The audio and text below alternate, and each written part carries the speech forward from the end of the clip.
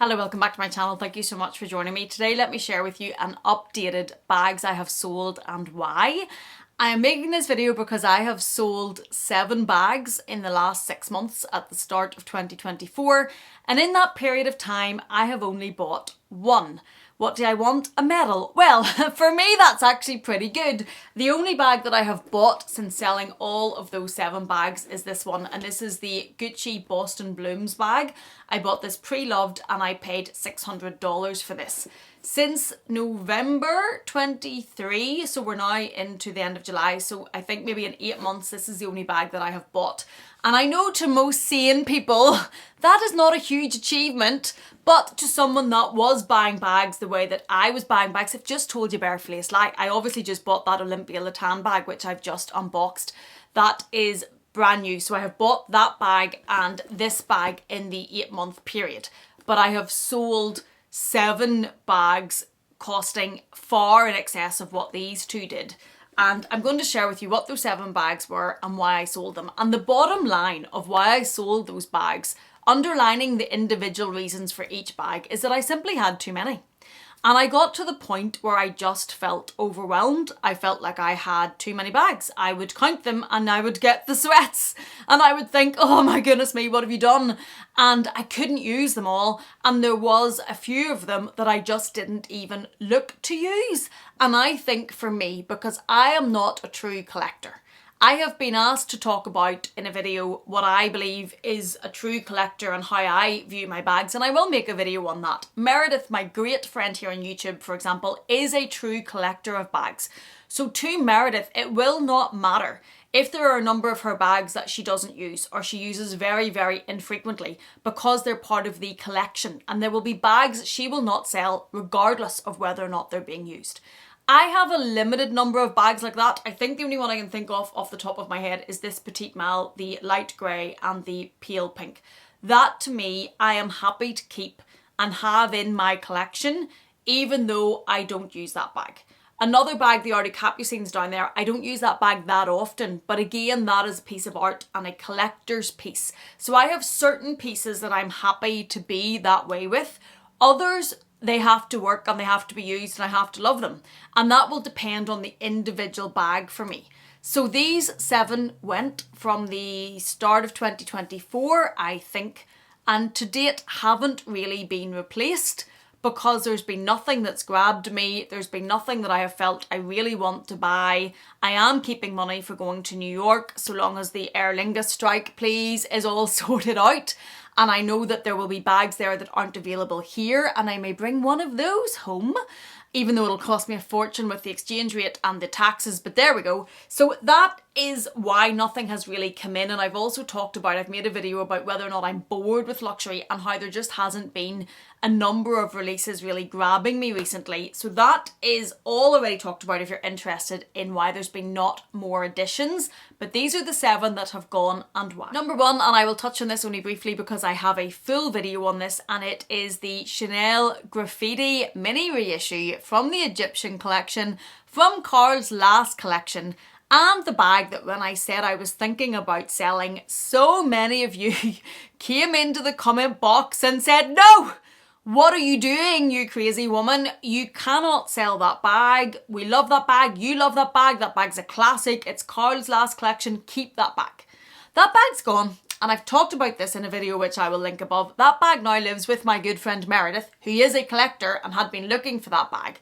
I think for me, a reason that I sold that bag is I had kind of fallen out of love with it, and I don't know how else to explain it.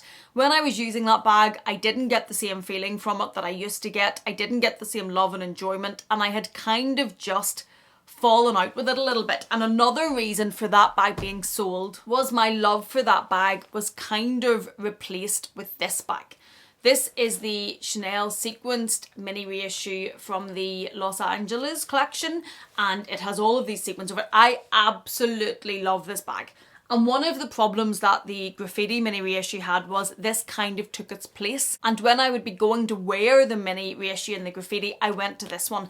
And I knew when I pre-ordered this, because I had to order this 6 months before I got it, that the chances of the graffiti mini reissue staying in my collection along with this one were very slim, and I kind of almost made a deal with myself that I was buying this one, that one would go, because I already knew at that point I wasn't wearing it that often, and that's why that one is no longer in my collection. Number 2 was another bag that really surprised some of you, and it was the coral and aquamarine blue tweed bag that had the chains running through it.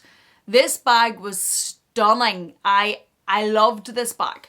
This bag I wasn't 110% sure that I was going to sell, and then one of my very, very loyal and fabulous subscribers and viewers contacted me on Instagram and said, if you do decide to sell that bag, I would love to buy that bag.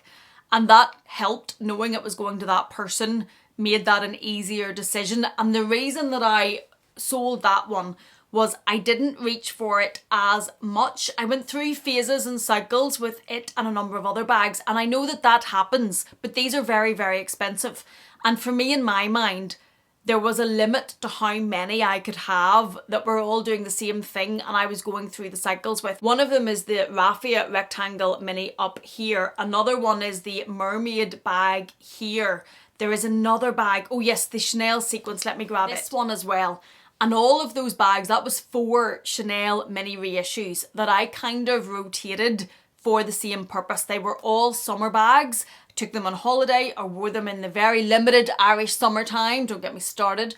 But for me, 4 was too much when I thought about it, and I thought about the price of them. And then this person really wanted that bag, and I just thought it makes sense to let it go, because it's not that I was going to really miss it in my collection, because these are all still there.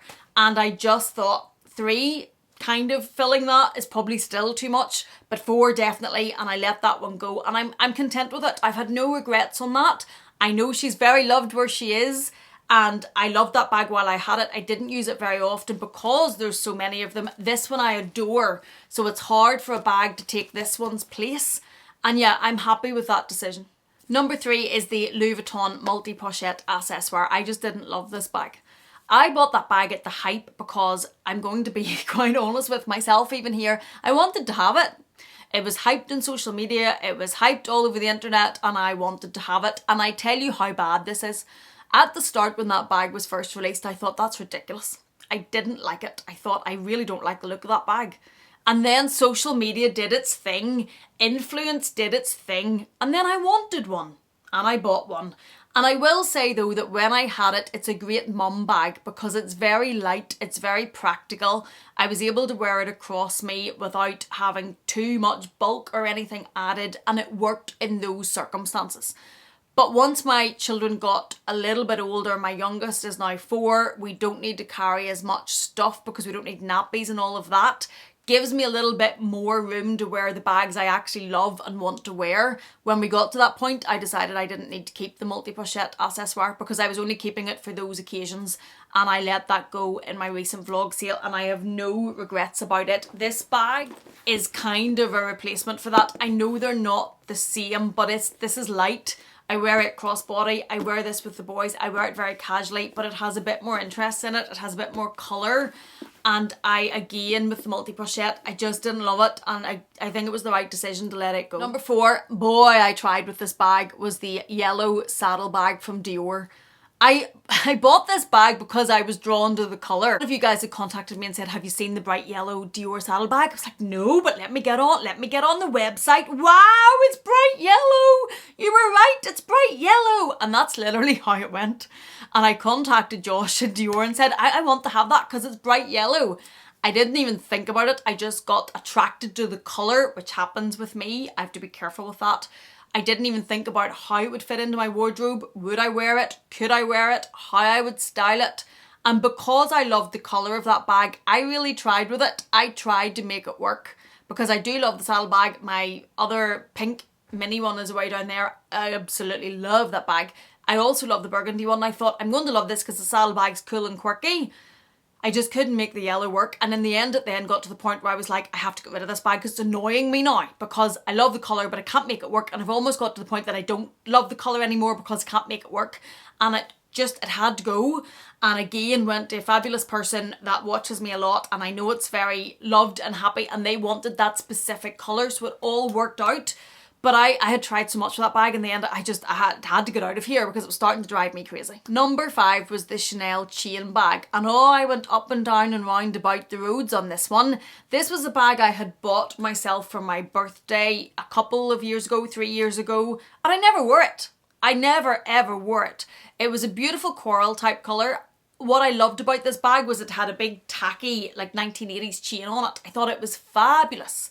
It was a better size than the mini. It's bigger. It would fit more. It was flat. It was a seasonal bag, so it wasn't bulky crossbody. It was light. It was ticking all the boxes. And then I just never wore it. It was my sister-in-law's favourite bag in my whole collection, and I never wore it. I just didn't, I don't know, I wasn't drawn to wear it, and then I decided I was going to sell it. I sent it to Rod on a previous vlog sale. It didn't sell. I then decided I didn't want to sell it, and I got him to send it back, and I thought I'm going to use that bag because I love it, because I would look at it and see the chain and think, oh, I really want that back. Then I got it back and I still didn't use it. And then when I was going through the decluttering to see what I was selling the last time, I had to say to myself, you've really tried. You got Rod to send it back because you thought you wanted to keep it. You still haven't worn it. Seriously, Amelia, have a word with yourself. So I let it go because it was just too much money to be sitting on the shelf whenever I like to look at it, but I was never wearing it. And I had really changed my mind already, and again went to somebody that watches me a lot. It's very happy where it is. I don't miss it because it wasn't a bag I was looking to use. Generally none of these bags I don't have regrets about selling them, because I make sure I take the time to ensure I have emotionally detached from the bags before I actually sell them, because that would be the worst thing, to sell one and then regret it. I cut myself off from it before it goes, and that might sound crazy because we're talking about bags here and not, children, but I do that. I make sure that I'm emotionally ready to let it go. So again, no regrets on that.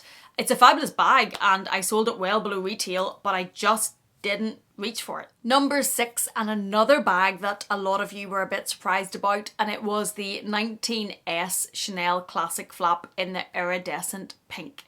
This bag is stunning. Absolutely beautiful, beautiful bag. But the medium Chanel Classic Flap does not work for me. It does not work for me unless my black one's down in the corner. I got the chain extended on the black one. I can now comfortably wear that crossbody, comfortably wear that under my arm. I can take it to work over a suit and a coat. It works, but only because I got the chain extended.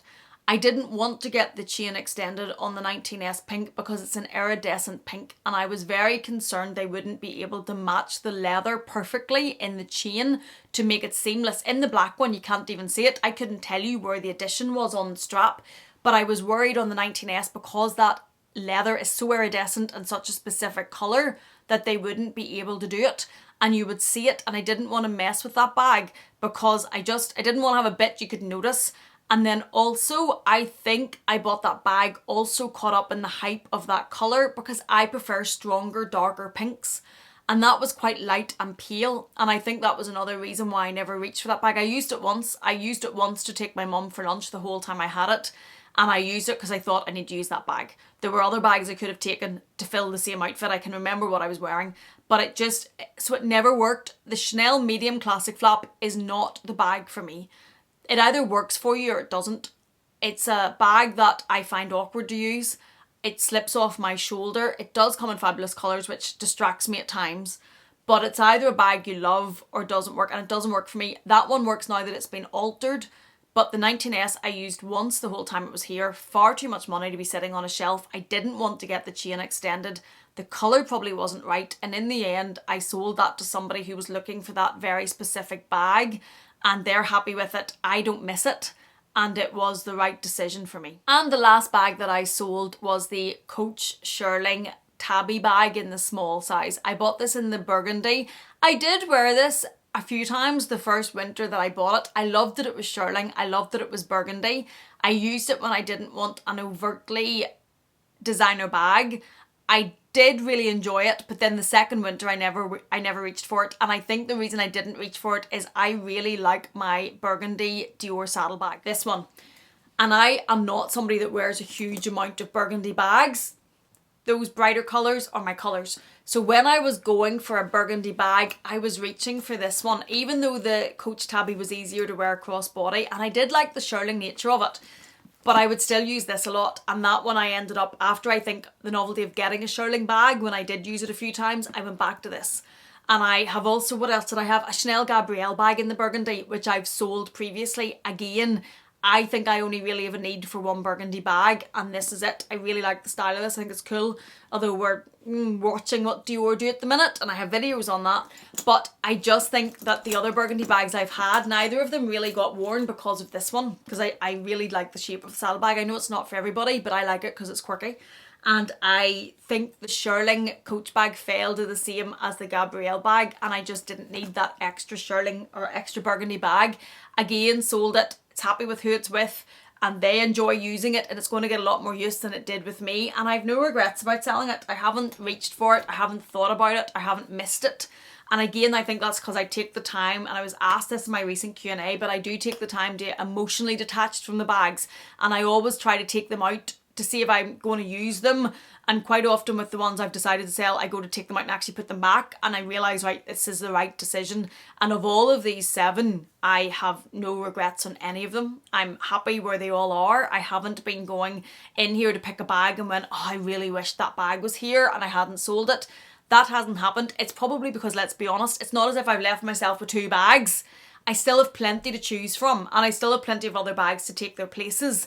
And I think where I was at was just too much. I think I had too many, and I couldn't then be using them all, and no regrets on any of these decisions. So those are the 7 bags I have sold this year and why. Let me know what you think. Any of them that you thought I would regret, or do you think these were all good choices? And if you've enjoyed this video in any way, please do consider giving it a thumbs up. It really helps with the pesky algorithm. Please do consider subscribing, and if you're not done with me yet, I'm going to leave another video for you on the screen to enjoy. Thank you so much for being here. Thank you for watching me. Please take care, and I will see you again in the next one.